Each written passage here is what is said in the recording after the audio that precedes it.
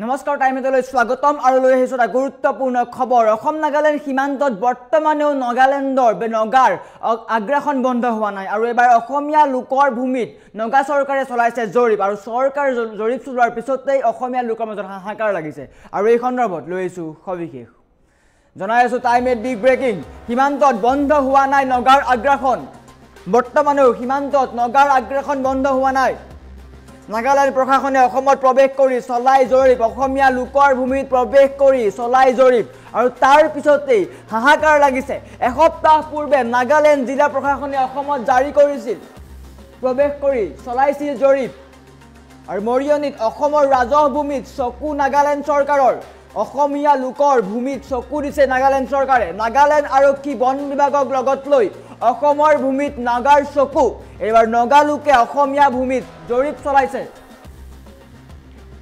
অসমীয়া লোকৰ খেতি ভূমি সকলো ফটো তুলি লৈ যায়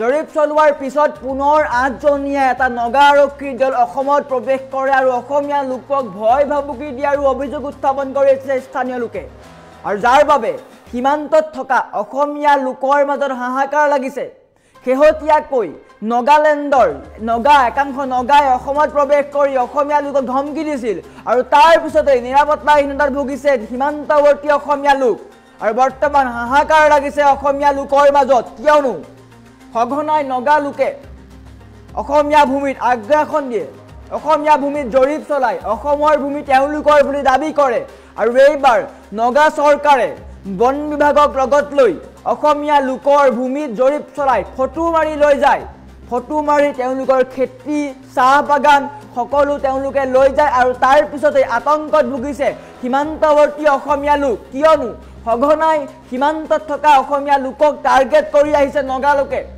একাংশ নগা লোকে অসমীয়া লোকক হাৰাশাস্তি কৰি আহিছে অসমীয়া ভূমিত বাৰে বাৰে জৰীপ চলাই অসমীয়া লোকৰ ভূমি তেওঁলোকৰ বুলি দাবী কৰে আৰু এইবাৰ অসমীয়া লোকৰ ভূমিৰ তেওঁলোকে প্ৰৱেশ কৰে আৰু প্ৰৱেশ কৰি জৰীপ পৰ্যন্ত চলাই আৰু জৰীপ চলোৱাৰ পিছতে হাহাকাৰ লাগিছে এসপ্তাহ পূৰ্বে নাগালেণ্ড আৰক্ষী নাগালেণ্ড বন বিভাগ আৰু নাগালেণ্ড প্ৰশাসন অসমত প্ৰৱেশ কৰি অসমীয়া লোকৰ ভূমিত জৰীপ চলাই আৰু তাৰ পিছতেই পুনৰ 8 জনীয়া আৰক্ষীৰ দল এটা অসমত প্ৰৱেশ কৰে আৰু অসমীয়া লোকক ভয় ভাবুকি দিয়ে তাৰ পিছতে আতংকত ভুগিছে একাংশ সীমান্তৱৰ্তী অসমীয়া লোক শেহতীয়াকৈ উৰিয়াম ঘাটতো দেখিবলৈ পোৱা গৈছিল একাংশ নগা লোকে লক্ষ্য কৰি লৈছিল অসমীয়াৰ ভূমি উৰিয়াম ঘাটৰ ৰেংমা বনাঞ্চলত অসম আৰক্ষীয়ে বা বন বিভাগৰ লোকে গছপুলি ৰোপণ কৰি থাকোঁতেই একাংশ নগা লোকে অসমত প্ৰৱেশ কৰি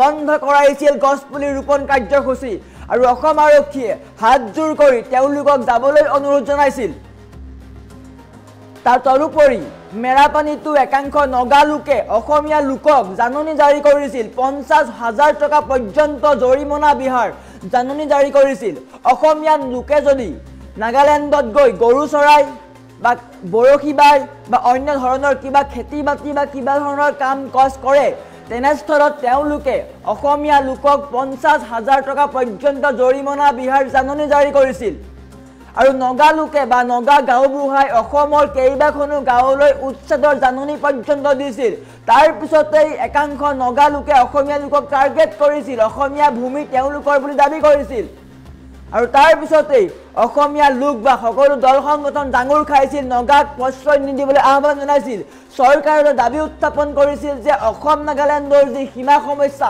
সেই সমস্যা সমাধান কৰক অসমত আন্তঃৰাজ্যিক পাৰপত্ৰ প্ৰদানৰ দাবী উত্থাপন কৰিছিল কিন্তু বৰ্তমান সময়ত নগা পিছুৱাই যোৱা নাই নগাই পুনৰ মৰিয়নিৰ সীমান্তৱৰ্তী এলেকাৰ স্থান চিনাক্ত কৰিছে সীমামূৰীয়া যিসকল অঞ্চল আছে অসমৰ সেই অঞ্চলত নগা লোক প্ৰৱেশ কৰিছে নগা প্ৰশাসন প্ৰৱেশ কৰিছে নগা চৰকাৰ প্ৰৱেশ কৰিছে আৰু নগা চৰকাৰে তাত গৈ জৰীপ চলাইছে এসপ্তাহ পূৰ্বে নগা চৰকাৰ নগা প্ৰশাসন বন বিভাগ আৰক্ষী বিষয়াক লগত লৈ অসমৰ ভূমিত তেওঁলোকৰ অসমীয়া লোকৰ চাহ বাগান খেতি বাতি ধাননি পথাৰ সকলো ফটো মাৰি লৈ যায় অৰ্থাৎ জৰীপ চলাই আৰু তাৰ পিছতেই পুনৰ 8জনীয়া এটা নাগালেণ্ডৰ আৰক্ষীৰ দল অসমত প্ৰৱেশ কৰে আৰু তাত তেওঁলোকে ভয় ভাবুকি দিয়াৰ অভিযোগ উত্থাপন কৰিছে স্থানীয় ৰাইজে। আৰু নাগালেণ্ডৰ বা নগাৰ এই আগ্ৰাসনৰ পিছতেই চিন্তাত পৰিছে সীমান্তৱৰ্তী এলেকাত থকা সকলো অসমীয়া লোক বা খিলঞ্জীয়া লোক, কিয়নো সেয়া তেওঁলোকৰ ভূমি, তেওঁলোকৰ ভূমিৰ পট্টা আছে। তাৰ পিছতো একাংশ নগা লোকে বাৰে বাৰে অসমৰ ভূমি তেওঁলোকৰ বুলি দাবী কৰে, যাৰ বাবে চৰকাৰলৈ আহ্বান জনাইছে অসমীয়া লোকে যে আমাৰ এই সীমান্তৱৰ্তী যি সমস্যা, অসম নাগালেণ্ডৰ যি সমস্যা সেয়া সমাধান কৰক, কিয়নো নগাই বাৰে বাৰে আমাক টাৰ্গেট কৰিছে, বাৰে বাৰে আমাক ভয় ভাবুকি দিছে, বাৰে বাৰে আমাৰ খেতি পথাৰ তেওঁলোকে জৰীপ কৰিছে। ইয়াৰ পিছতো যদি চৰকাৰ প্ৰশাসনে একো গ্ৰহণ নকৰে বা একো ধৰণৰ ব্যৱস্থা গ্ৰহণ নকৰে, আমি বিপদত পৰিম, আমি নিৰাপত্তাহীনতাত ভুগিছোঁ বুলি স্পষ্টকৈ কৈছে সীমান্তত থকা লোকে। আৰু এইবাৰ মৰিয়নিত নগাই আগ্ৰাসন কৰিছে বুলি ক'ব পাৰি। গোলাঘাটৰ উৰিয়ামঘাট মেৰাপানীৰ পিছত যোৰহাটৰ মৰিয়নিত এইবাৰ নগাৰ আগ্ৰাসন। সীমান্তত নগা প্ৰশাসনে জৰীপ চলাই অসম নাগালেণ্ডৰ যি সীমান্তৱৰ্তী এলেকা, অসমীয়া লোকৰ এলেকা, অসমীয়া লোকৰ তাত ৰাজহ ভূমি আছে, তাত নগা প্ৰশাসনে জৰীপ চলাই আৰু বৰ্তমান হাহাকাৰ লাগিছে স্থানীয় লোকৰ মাজত। আমাৰ ওচৰত স্থানীয় লোকৰ মন্তব্য আছে, মন্তব্য দেখুৱাই লোৱাৰ চেষ্টা কৰিছোঁ। মাজে সময়ে গাঁৱৰ ৰাইজে নগাৰ কিছুমান ভাবুকিৰ বাবে তেওঁলোকে ইয়াত উজাগৰ থাকিবলগীয়া হয়। আজি 2016 চনত এনেকুৱা এটা কেছো হৈছিলে, স্থানীয় ৰাইজে কেইজনমান নগা ধৰি তেওঁলোকে আমাৰ প্ৰশাসনক চমজাই দিছিলে আৰু তেওঁলোকৰ ওপৰত আইনগতভাৱে যিহেতু চৰকাৰে বিহিত ব্যৱস্থা গ্ৰহণ কৰিলে। আৰু এতিয়া পুনৰ আজি প্ৰায় এসপ্তাহমান পূৰ্বে পুনৰ নগা জিপচি লৈ প্ৰশাসনীয় বিষয়া, গাঁওবুঢ়া আৰু স্থানীয় নাগালেণ্ডৰ মানুহ ইয়াত আহিছিলে বুলি আমি আজি জানিব পাৰিছোঁ। আৰু তেওঁলোকে আহি ইয়াৰ স্থানীয় মানুহক ইয়াতে ৰাখি তেওঁলোকে সুধিছে যে আপোনালোকে কি নিমিত্তে আহিছে। তেতিয়া কৈছে যে আমি এইটো এটা জৰীপ কৰিবলৈ আহিছে, আৰু কিন্তু কণ্টিনিউ 3 দিন আহিলে বুলি কোৱা শুনিছোঁ। আৰু আহি তেওঁলোকে ফটো মাৰি লৈ গৈছে ইয়াৰ পৰা। গতিকে সেই ক্ষেত্ৰত এই গাঁৱৰ স্থানীয় ৰাইজৰ মানুহখিনি যিহেতু তেওঁলোকৰ এটা মনত এটা ভয় ভাৱ আহিছে, গতিকে তেওঁলোকৰ এটা নিৰাপত্তাৰ কাৰণে অসম চৰকাৰ আমি মোৰ ফালৰ পৰা বা আমি ৰাইজৰ ফালৰ পৰা এটা অনুৰোধ জনাইছোঁ যাতে এই মানুহখিনি নিৰাপত্তা দিয়ে। আমি আজি সেউজীয়া গাঁওবাসী ৰাইজে একত্ৰিত আজি ইয়াত আলোচনা কৰিলোঁ। আলোচনাৰ বিষয়টো হ'ল কি, আজি প্ৰায় সপ্তাহমানৰ আগতে চুবুৰীয়া নাগা ৰাজ্যৰ 3খন তেওঁলোকৰ প্ৰশাসনৰ গাড়ী আৰু এখন গাঁওবুঢ়াৰ গাড়ী আহি আমাৰ এই গাঁৱৰ মাজেদি গৈ আমাৰ ইয়াৰ পৰা প্ৰায় 1 কিলোমিটাৰমান আগত নজুৰি জান এটা আছে, সেই জানটোৱেদি তেওঁলোক সোমাই গৈছিলে। পিছত আমাৰ স্থানীয় অ'চিক সুধিলোঁ যে ছাৰ, এইটো নাগালেণ্ডৰ গাড়ী এটা আহিছে, যে এইটো আপোনালোকে কিবা জানে নেকি? তেতিয়া অ'চিয়ে ক'লে, অঁ ঠিক, আমি জানো, আমাক সুধি কিনিয়ে আহিছিলে আৰু বৰ্ডাৰ মেজিষ্ট্ৰেটকো জনাইছিলে। অঁ ঠিক আছে, সিমানতে যেনিবা সেইখিনি থাকিল, সেইদিনাখন আহিলে বাৰু কথা নাই। আজি 3 দিনৰ আগতে ৰাতিপুৱা প্ৰায় 4:30মান বজাত তেওঁলোক পুনৰাই আহিলে পুলিচৰ গাড়ী। আমাৰ স্থানীয় কেইজনমান যুৱকে ৰাতিপুৱা দেখা পালে। তেতিয়া আমি ভাবিলোঁ যে এইটো বৰ ডাঙৰ কথা হৈছে, কাৰণ এইটোতো দিনৰ ভাগত আহিছে বাৰু, সেইটো আমাৰ বিশেষ ক'বলগীয়া নাই, কাৰণ তেওঁলোকে আহিব নালাগে, তথাপিতো আহিছে। কিন্তু ৰাতিপুৱা অহা বা ৰাতি অহাটো এইটোতো বৰ উদ্বেগজনক বিষয়, কাৰণ তেওঁলোকে আমাৰ ৰাতি বিয়লি পালে মানুহ হয়তো ধৰি লৈ যাব।